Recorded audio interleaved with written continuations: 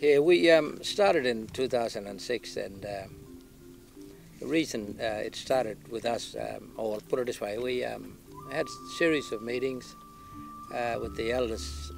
Obviously had to support this ranger program for it to get off the ground. But it was no hard decision for them. They seen that as one way of them helping their country by supporting this program. And for myself as a ranger and the others that have started with this ranger group, we too could see that it was very important to us, the country, the animals and plants and that lived here too as well. But it was employment too as well, living in, I suppose, living and working in the environment that we feel comfortable was always going to be a winner and always going to get the endorsement from us.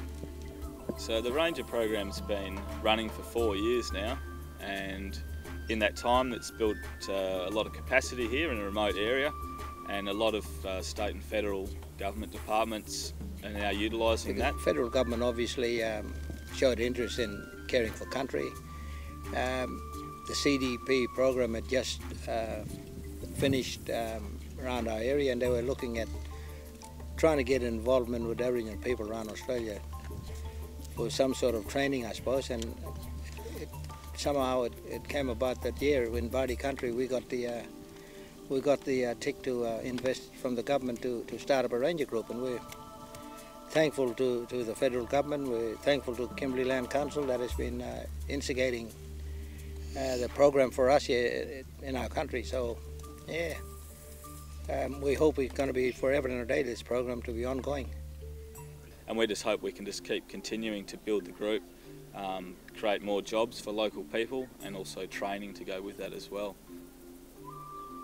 Some of the activities which the Rangers do range from marine, so on the sea country, but also terrestrial, so on the land. Things like dugong and turtle tagging with satellites on the water. Also seagrass monitoring. And then when we come onto the land, we do things like plant and animal surveys, so trapping animals to see if the management practices which we're putting into country to manage any of the threats, if they're successful, then hopefully we'll see changes when we do our animal trapping, and those numbers of animals will grow. So the Rangers also do visitor management. It's a big part of their job, so when tourists and visitors come onto country, it's important that the Rangers are patrolling to make sure that they're not going to any of those culturally sensitive sites. So we do a large part of that at Cape Leveque, Coolgerman. Interacting with the tourists, we do cultural awareness programs, so talking to the tourists, sharing some of the culture with them so they have an appreciation for the people here and for the country. And yeah, look, I'm proud that I've been living in days when culture was pretty strong, even though today it could be less strong, we could say that, but it's still being revived, and continually with all the struggles that are happening in country and all the Western ways of being introduced in our area too as well. Our people and our elders have been very strong and carrying on culture and teaching culture, so I've been lucky and fortunate, like I said before, that I think I play a role there as a head ranger. Our tribal name is called Kulbalgun. It's in Gwalgat country, Gwalgat Bard country. And I sit there now at the moment, not only as a ranger for the Bard tribe, but as an elder there. All my ancestors, older ones, have left me. They've left us, me and my sisters, and I've got no more brothers here in Panda Bay, but with a whole lot of children and grannies that we try to care for country for. I became a ranger to help my people to look after country, yeah. I think I have a lot to offer to the younger ones that are working with me in the ranger team in cultural and traditional knowledge. But I think I play a role in linking our people together, between the ranger group, the government, and importantly our elders, helping them to translate and transform what they've been doing over the years to our mob as well, so that we every other day be sustainable in country, to look after our country, and knowledge passed on from them to our youngest. And I guess that's one of the main reasons I became a ranger. Belief that our people believe that they don't want to leave this world unless they pass on what they know to their youngest. And I guess if I play a role in that, I'm really happy. So the Rangers work quite extensively with the 2 schools on Bardi country. We run a number of programs for cultural and natural resource management, so working with the kids, teaching them about the environment, getting out there and getting in the sand and showing them turtle tracks, the different species which are there. Also talk about sustainable fishing and hunting, so not overfishing and only taking what you need for a feed. Also talk about pollution and litter and how that can affect marine animals like turtles and dugongs. And then the cultural side, so we help the kids with the cultural camps, doing the spear making and boomerang making. And we hope that some of these kids will enjoy the work the Rangers are doing, and we endeavour for the program to just keep going through the years, and hopefully some of these kids will come through and also work as rangers within the communities and on country.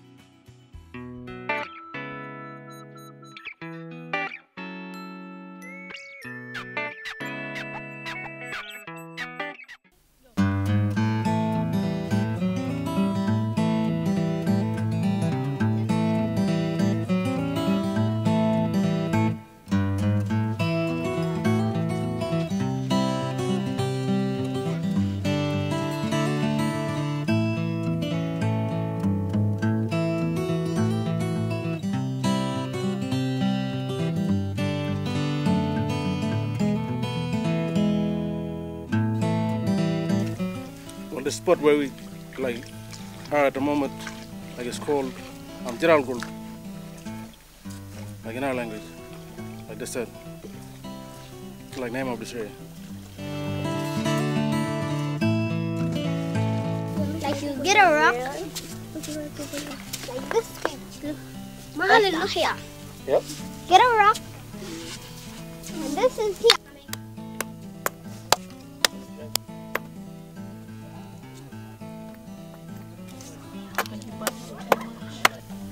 Stick your finger in there, get the meat out, go in the water.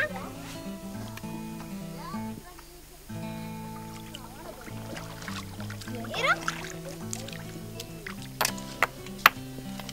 I get backwards. Come down here.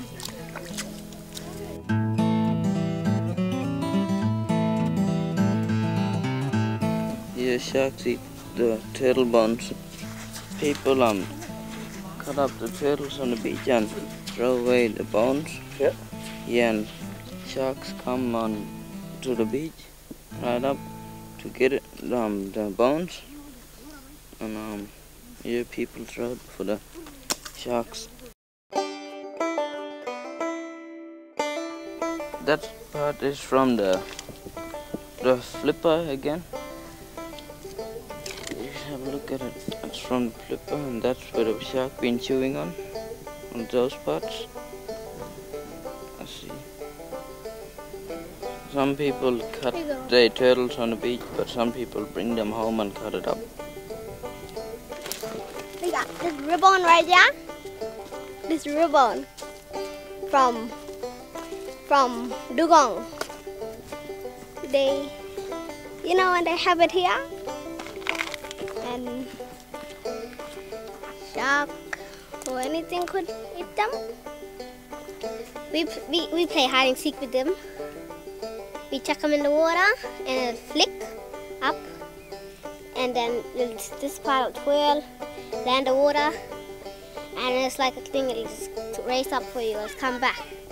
And like go like that and go in the water and come back from in the water.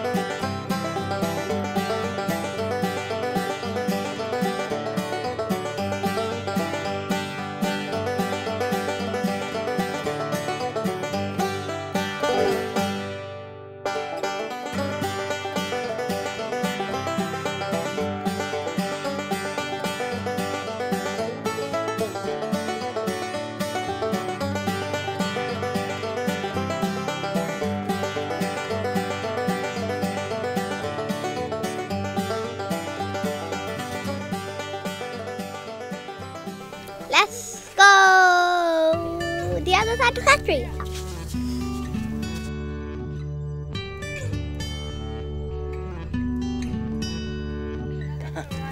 Here we are, as Shailin said, we at the fish trap.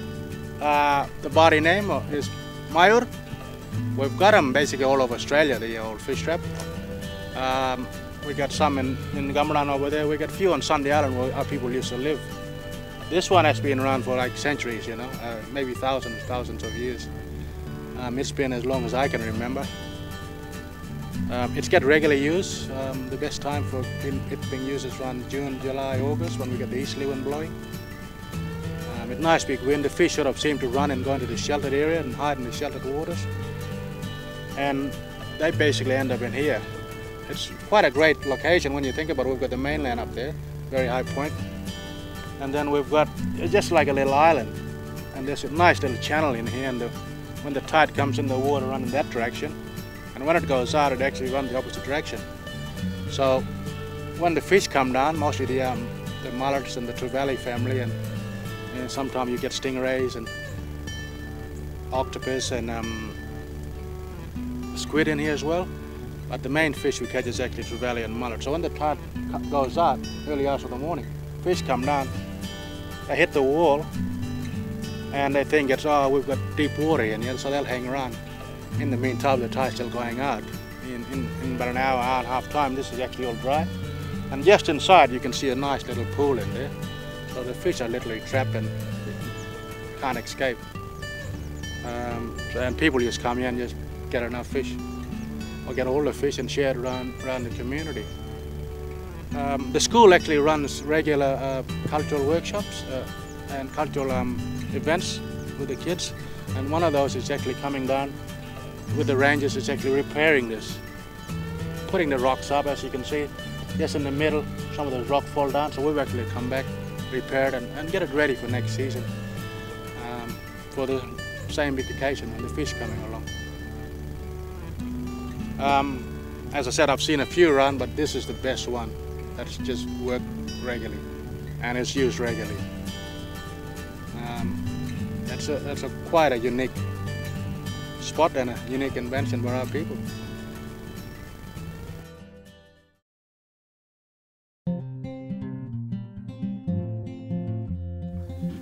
We're in a place called Amkalinagon.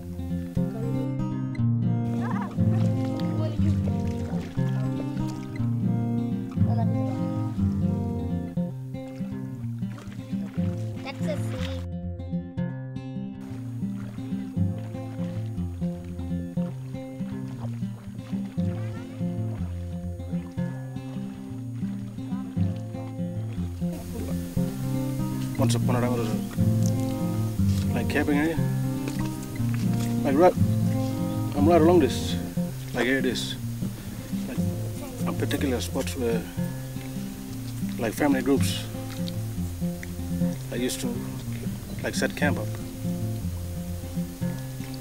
And this place was like one of the spots.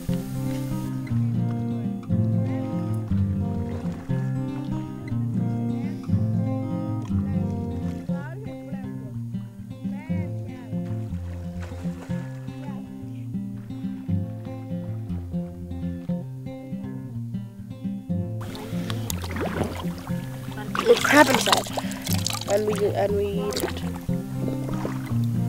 But we call it ambul shell.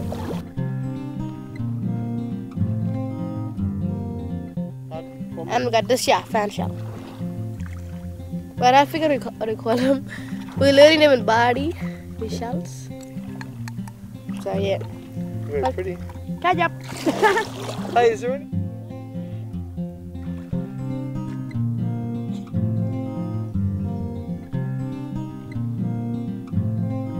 It's a baby banjat shell. We get the banjat for its meat, and this is the baby one. The baby, clam shell.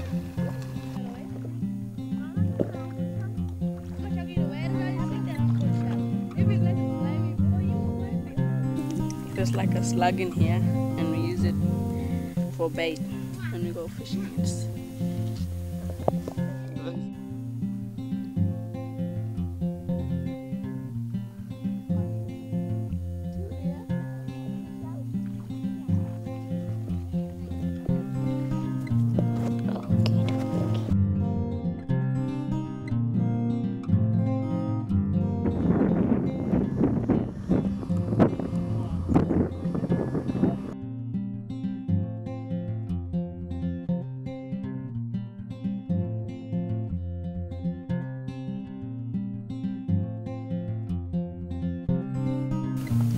You know the time when I'll tell you about Angi Chalet?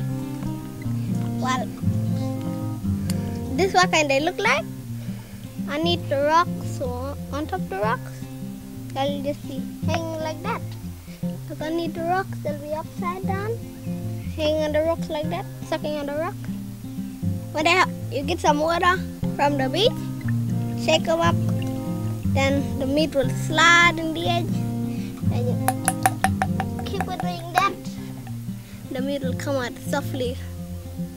Like all the meat comes down right here. They sleep here. And then you put them in this big thing. I don't know what is the thing. And then you put it in there. And then take it to the fire. Put that thing in the fire. Then you boil up the thing so they can make it clean. You have to clean that part up there. Then you slice it. See that little clean part there? And you put them in this little angi thing, and it'll go inside there. Then when it come out from this side, it'll come out that neat and shiny.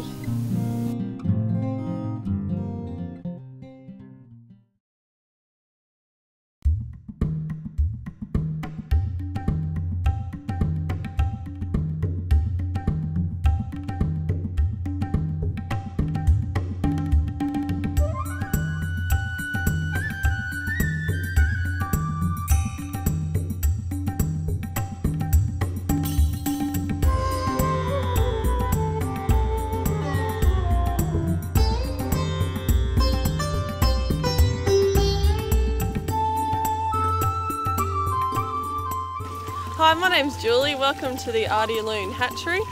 Here at the hatchery we've got a variety of different marine life. We've got heaps of different fish. One of the main things that people come here for is to feed the barramundi, and people often get a bit of a fright about that and a big splash, and it's a bit of fun. Other things we've got here are we've got the lionfish, which is also quite poisonous. We've also got a blue ring octopus at the moment. So we actually had someone that come through and said that one of his friends was stung by it, and his heart rate stopped and his lungs stopped, and they actually did CPR on him for about 8 hours in North Kimberley somewhere, and the person was competent and alert the whole time, except they couldn't speak or blink or even breathe. So it took about 5 of them to do CPR for 8 hours, and then the paralytic toxin started to wear off. They could start to breathe again. And he remembers the whole thing. The whole thing, which is really scary. So that's why when we have a blue ring around, I'm just like, don't touch it.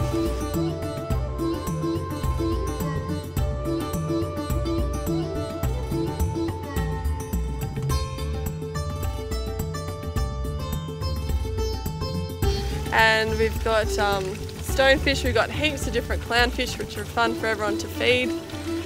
And there's just heaps of things for everyone to come and have a look at. The kids love doing it because they get to touch all the different sea urchins. We have got pencil urchins and sea, we've got different clams, we've got sea turtles, the green turtles as well. It's just heaps of fun for all the kids to come and have a play and have a touch, because often kids don't get a chance to touch all these things.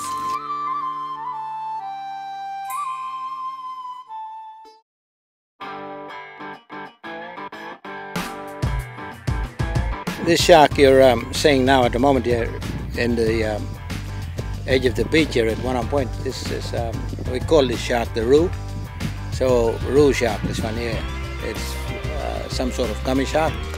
But it's been coming around here, it's been part of the local people's friends, I suppose. For as long as we can remember our people being here, the sharks have been here too as well. So yeah, our people are respectful of it, passing that sort of respect down to the young ones to respect it too as well. While we kids want to play with sharks as well, but yeah, we sort of keep our distance from them. Yeah, so every time we catch our food, it's sort of the echo, the cycle of we catch turtle and we eat turtle as much as we can. Just about everything gets cut up and eaten by our people. What doesn't goes back to the shark. So it's an evolving culture, I suppose. Men and people and shark living together side by side. Yeah.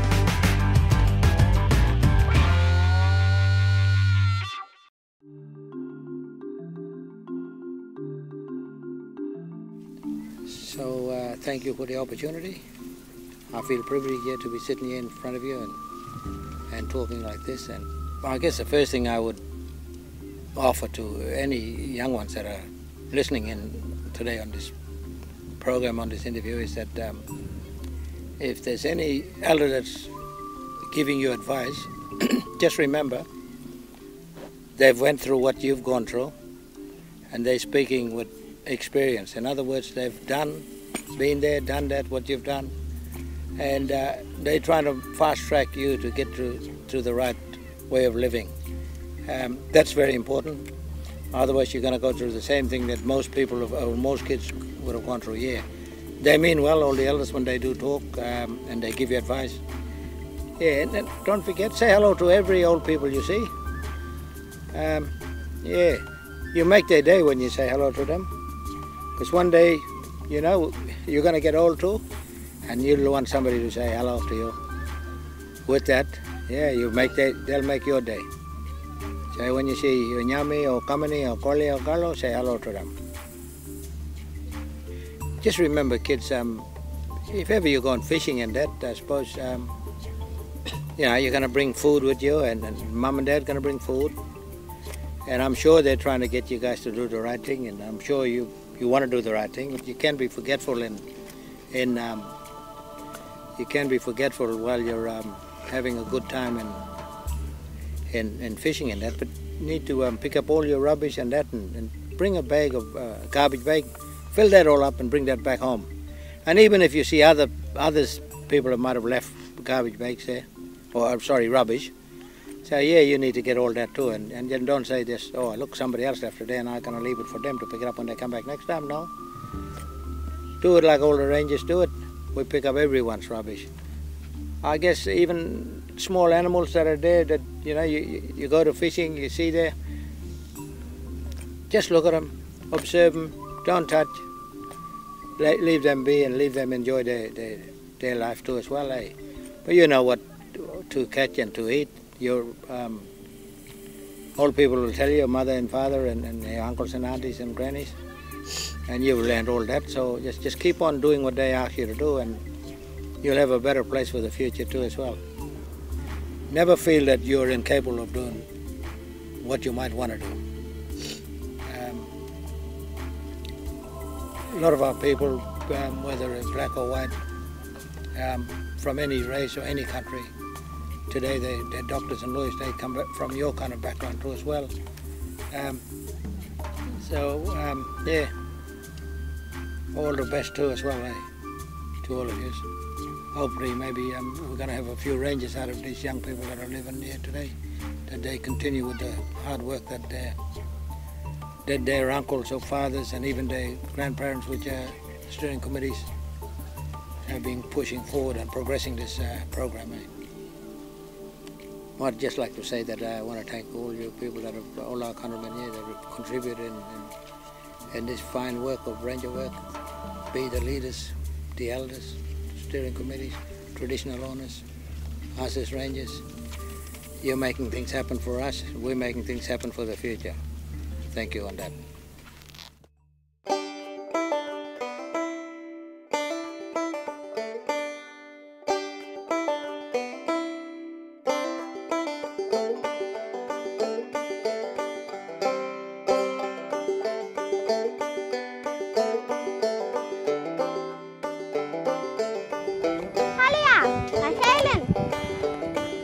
What is crab called?